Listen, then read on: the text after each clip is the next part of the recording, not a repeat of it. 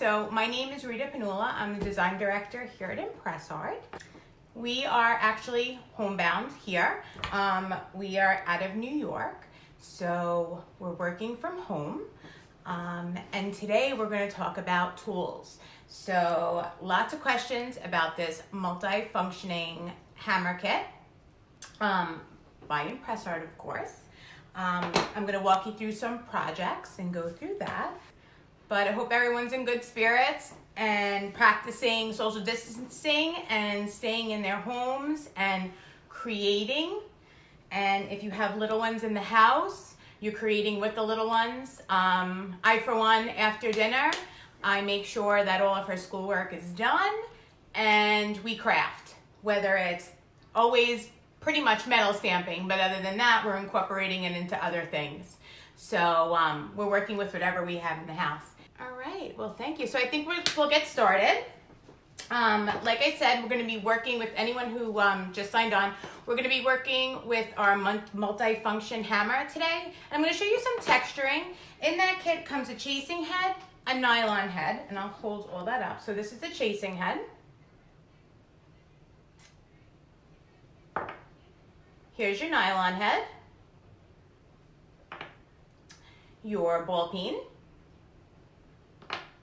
and a sprinkle stamp, which is a 6mm design stamp. It's inside that kit, which brings me to any 6mm design stamp from ImpressArt you can use in your hammer.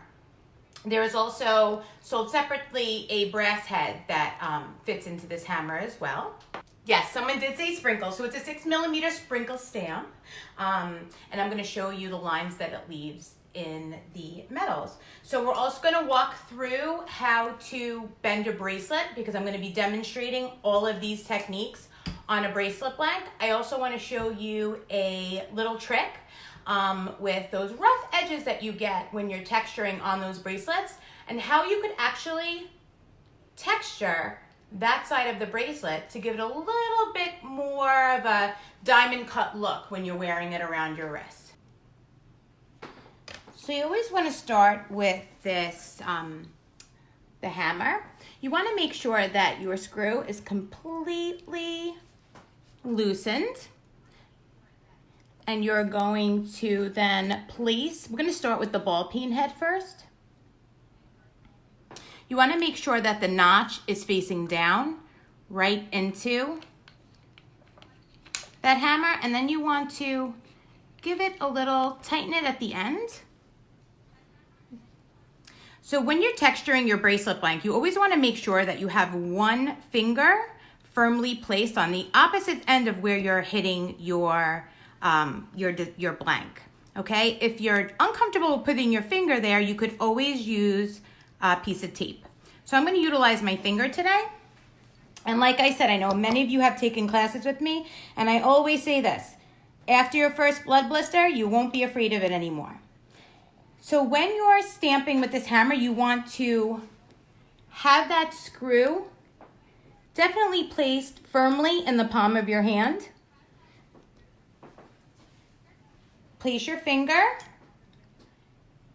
on your bracelet blank where you feel comfortable. And then you're just going to continue to texture that entire bracelet. Now with the ball peen hammer, you see it leaves little divots. The closer these are together, the nicer it looks. It gives it more of a diamond cut effect.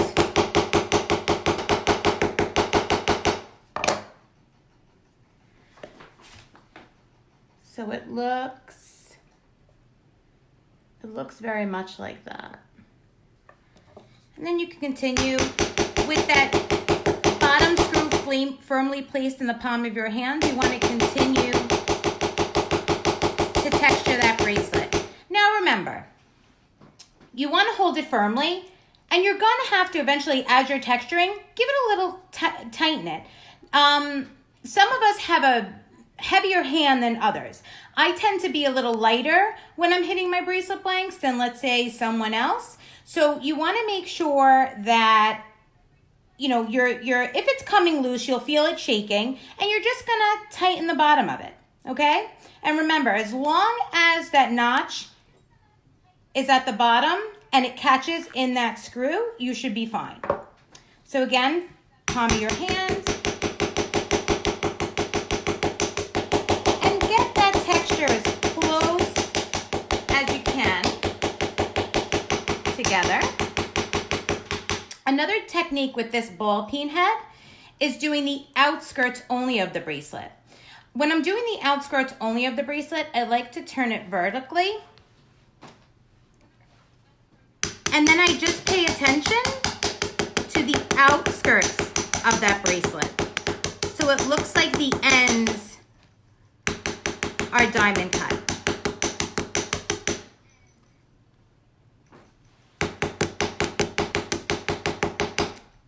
So then I would just finish the rest of the bracelet with the texture all the way through. But I've noticed that we've had a lot of questions that sometimes when you're texturing your bracelets, you'll see that they get a little wonky. So I'm gonna change my head. I'm gonna unscrew it, pull it out. I'm gonna use my sprinkle stamp. Now with the design stamps, they don't have notches in them. So it's very important that you have that screw firmly in the palm of your hand. And I'm gonna use a 1/4-inch bracelet. I'm gonna pull my plastic off the front and the back. Well, that's a good question. So the question that I just got was, when you're texturing a bracelet and you wanna put words on it or a name and you wanna personalize it, what do you do first? So I personally, and I think it's the best way to do it, is I texture first and then I stamp my word or the name that I want on it. So what you're gonna do, the same thing with the 1/4-inch bracelets. You're going to start at one end. Now, when you're hitting metal, the stamp is going into that aluminum, and that's what we're working with today. We're working with aluminum. And some people think that, you know, it just leaves a surface mark. It's actually forging into the metal. So as that stamp, that steel stamp forges into the metal, it spreads it out and gives it a little bit of a rippling effect or a rainbow effect. So I'm going to proceed to texture my bracelet. I'm going to change textures. So like I said before, the multifunction kit comes with the sprinkle stamp, but you could use any of our ImpressArt's 6mm stamps. I'm going to put in this really fancy star that I love. This is one of my daughter's favorites. And I'm going to continue the other half of the bracelet with a different texture.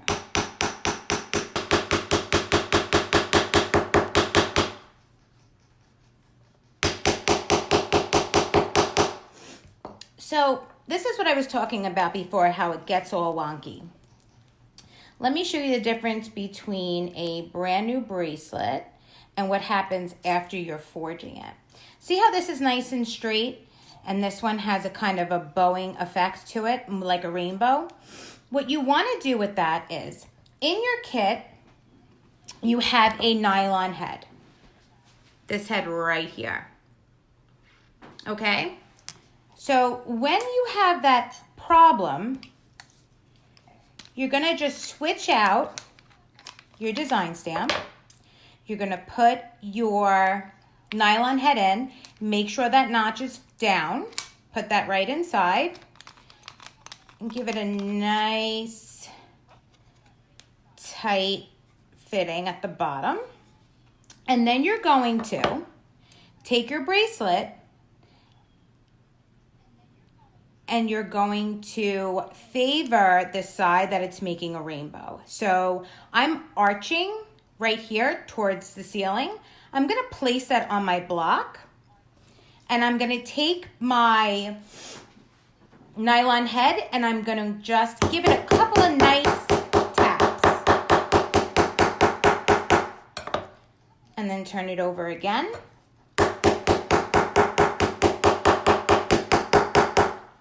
And give it some nice hits.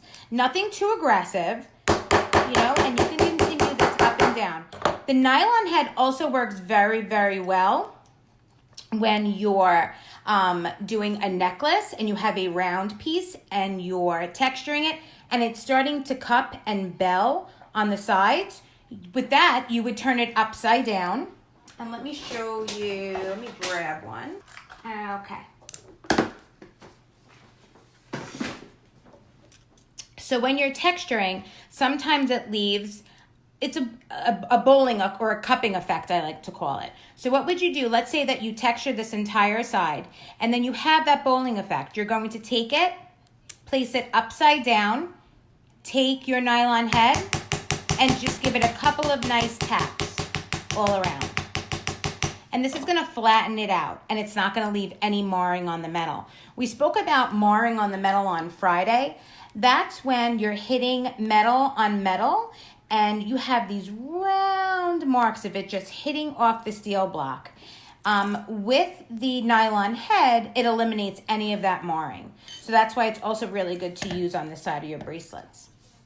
So I told you before that I would show you a little trick.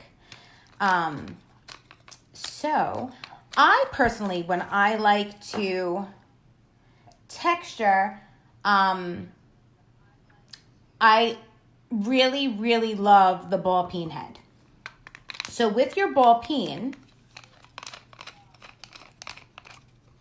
sometimes people say that they have hard edges. What I like to do, because you know, when you're wearing a bracelet, you're not only seeing it from the top down. You're actually, when you're moving, you're seeing it from both sides. Okay, at least I'm seeing mine from both sides. That's how much attention I pay to my jewelry. And I don't really like any of these bumps. There are two ways to get rid of those bumps. One is by texturing the sides of your bracelet, okay? Which could be a little bit challenging, but it's a good tip, a pro tip, as my husband would say. You're gonna take it and you're gonna lightly texture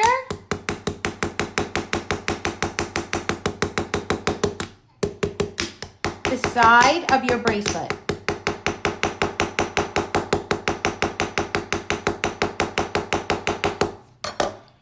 You're going to see how pretty that looks. So it continues that texture all around the front, the top of it, the side of it, and then you're just going to turn it around, place it flat on your steel block, and then you're going to continue to texture the other side. You want to be really careful though with the second side of the bracelet, because sometimes if you hit it too hard, what happens is you're forcing it, it's hitting against the steel block, so it's flattening it out again. But see how mine's not flat? If you lightly, and remember, aluminum is soft, so it's going to take the impression no matter how hard you hit it, and just lightly, softly texture those edges. Now, if you're someone that doesn't like that, or let's say you're texturing and you're using, let's see if I have it on here. Yep, I have it on here. You went a little bit too close to the side of your bracelet and you kind of have those sharp edges. That's where your fourth head would come in. And now this is good for two things. This is good for flattening out metal. So you're going to put that right in with your notch facing down. Tighten it. So you're going to place it down and you're going to continue to hit it.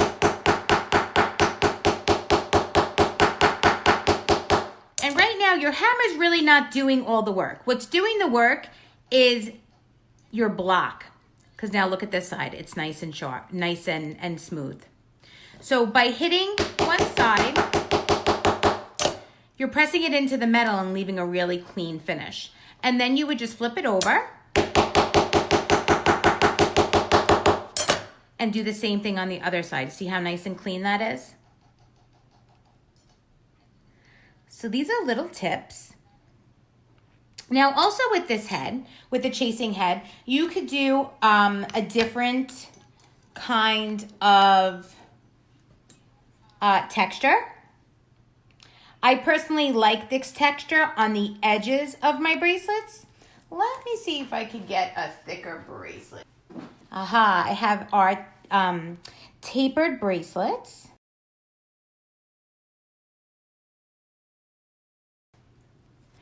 So I'm going to peel the front and the back. And what I like to do with my chasing head is I love to go around the outskirts of the bracelet. I like it because it leaves somewhat like the ball peen head, but a wider, thicker crevice, more of a bigger divot.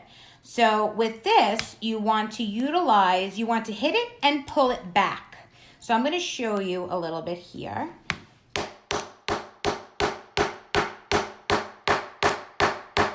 So you see how I'm not hitting it dead on, but I'm hitting it and pulling it at the same time.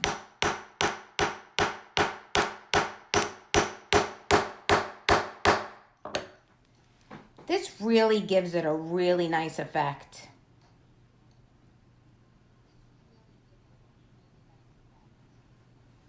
And then I'll continue it all around.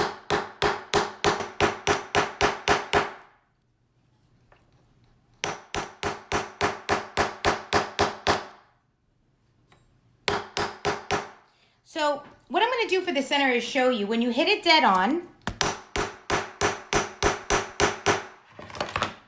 it leaves a nice divot, but I personally really, really love how it looks on the outskirts of it.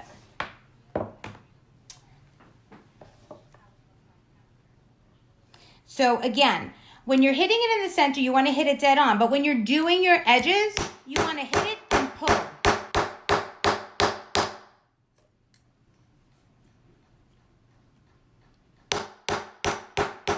Now, blanks for earrings, I just saw Lucky's jewelry box. With this, you want to do the same thing. So with your blank, you can place your finger on it, or you could tape it down. I'll show you how it is when I tape it down, just for the people who are a little afraid of hitting their fingers. So with that, you're going to hit it down and pull it. And you could always, don't be afraid to move your bench around. I know your bench block around. We talked about it on Friday, that half of metal stamping is where to position your hand and firmly place it, okay? And the other half is really utilizing your block and turning it. So you're not really turning your hand or your stamp, you're more than turning your block. So again, I'm hitting it and I'm pulling it back. It's also really nice to mix your textures. I'm a big fan of mixing. So I did the chasing head on the outside. I'm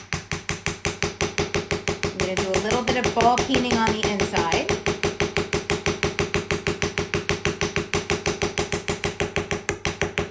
And don't feel, you could also use your tape. This was a trick that I taught in one of my classes. So let's say we want a line in the center. It's just used as a guide, basically. So you're going to take it and carefully texture. Try not to hit that sticker.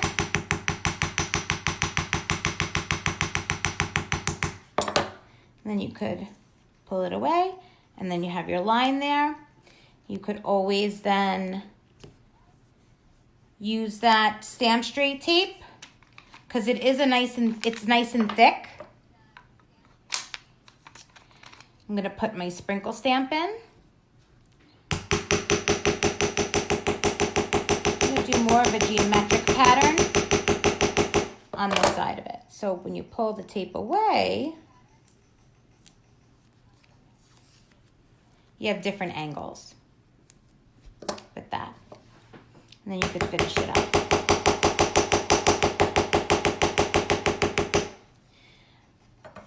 So I had a question. When is texturing too much? When you over texture? I really don't think there is a such thing as over texturing. It's really personal preference.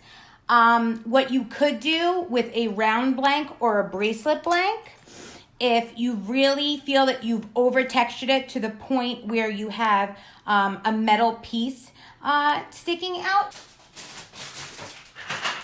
you could always grab our buffing blocks,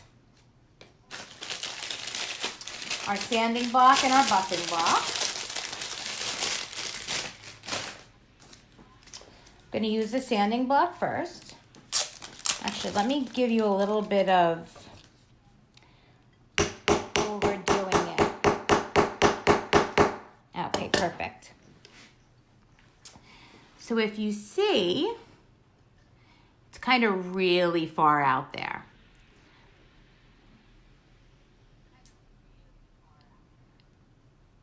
Okay, so what I'm going to do is I'm going to start with my coarse grit first. And I'm going to take my blank, and I'm just going to knock down the sides. I am surprised that my dog isn't carrying on right now. She is in rare form these last couple of days, I guess, from having us all home. It's kind of a shock to her. Okay. So once that's done, you could see that it definitely knocked it down a lot and it smoothed down the edges. And you could continue to do that. And then you could take your fine grit, but this is for buffing, and just buff those edges. And you could see that it's right back to the way it was.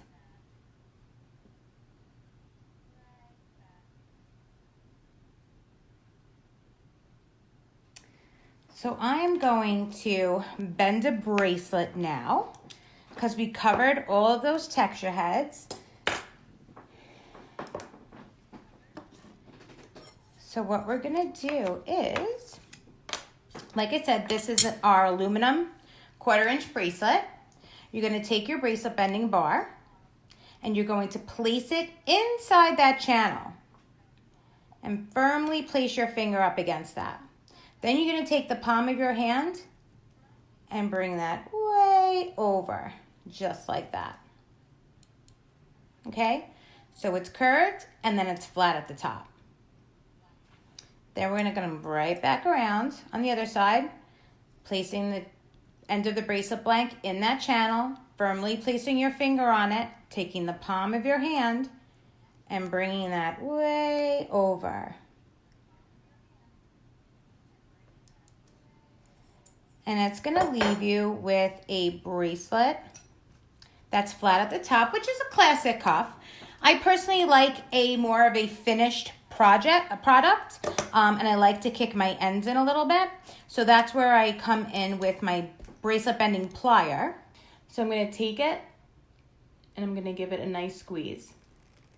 And that's gonna bring that entire bracelet in. And then I'm just gonna work right around and form the edges.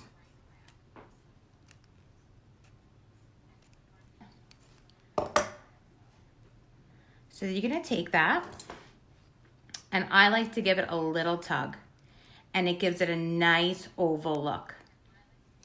Finished look, just like that. And I'll show you how to bend a thicker bracelet. The 2-inch bracelet is a little bit thicker than this, but it's basically the same. You're gonna have to just lose a little bit more gusto with it. So you're gonna place that, like I said, right inside that channel, firmly place your hand, and you wanna give it a nice, strong push on that, okay? And then you're gonna come around the other side, thumb firmly against it, and really, really try to anchor your hands around it.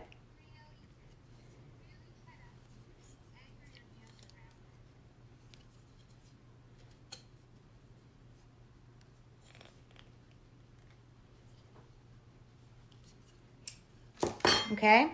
And then you could take your bracelet bending plier and really form it.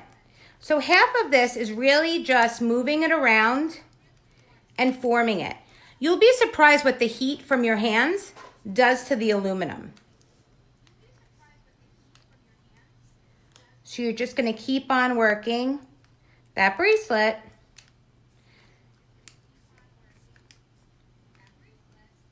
all the way around, using those jaws and just really squeezing and moving it around.